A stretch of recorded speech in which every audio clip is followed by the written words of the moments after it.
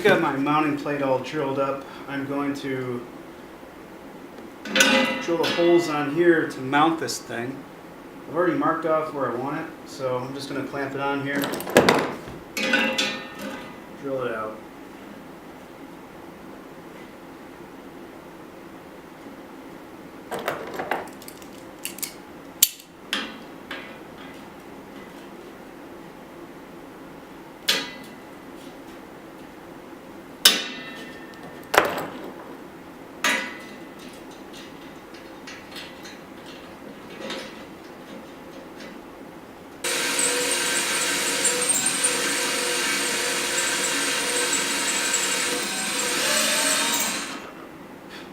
This is going to take a while. Now we're around on the plate side of the frame, and the holes are drilled. I'm planning to use these 3-inch long machine screws to act as standoffs for the driver plate that will be on this other side. So what I need to do here is countersink these holes so we get a nice flush finish on here, because this is the side the plate's going to be on. I don't want anything protruding. So I got a bit here that I don't really care too much about because this steel is probably going to trash it.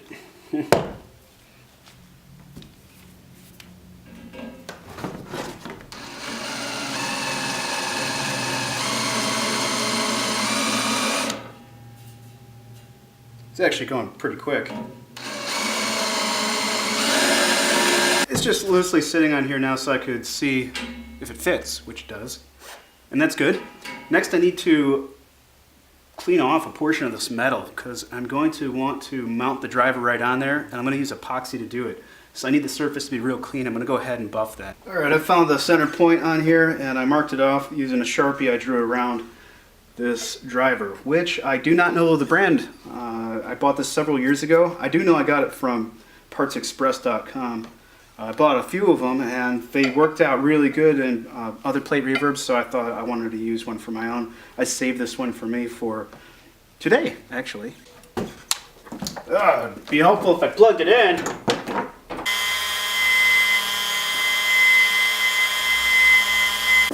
Gonna want to use the good stuff, so you gotta work quick with this. I know it dries real fast. Hopefully this isn't hard in there. Okay. I don't think we're gonna need a lot. Try to save some for another day. Try to work as quick as I can.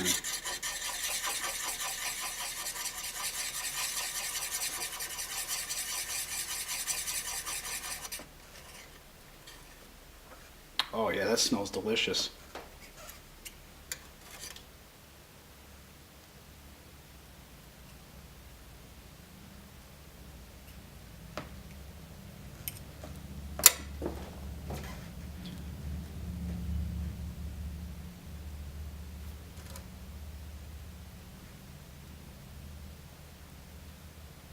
Okay, I think that'll be good.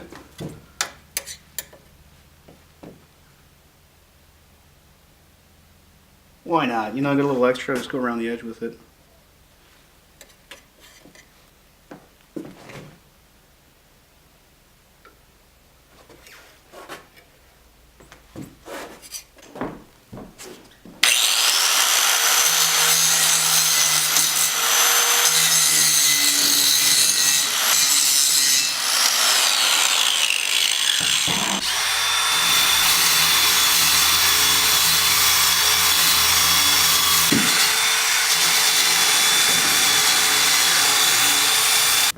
Cut off the feet on this side because the way I'm planning to have this thing sitting, well, it's not going to be sitting. It won't need feet.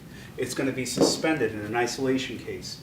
So that gives me a little extra room on this side for mounting it in the case, and it shaves off a couple extra pounds. Here's the 4 tabs that I chopped off that were for the tuning lugs, the ones that were out of alignment. I made 4 new ones, and these are going to get welded on later on today. So I'm going to take this whole frame over to my parents' house, which is just a few miles away. My dad has some welding gear and he's retired, so I think he'll have no problem helping out today. All right, let's get over.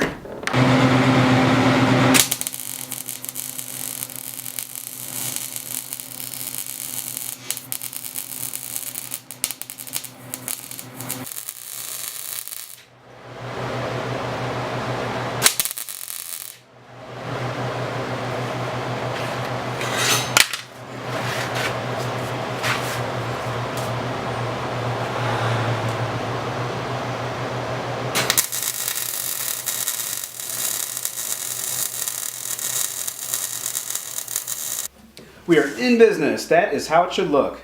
Now I can actually tune this thing properly. Now you'll notice that my eyelets are different sizes, and I had to do that because of the dimensions of my frame.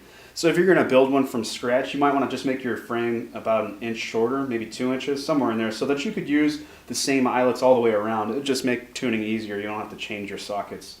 Aside from that, I think it's awesome. I was not about to modify this frame to make that work. You know, it works just fine. So for the next video, I'm going to tackle the mounting of the driver and the pickups. I'll have to make custom brackets for them. And if there's enough time in that video, I might move on to the motor too.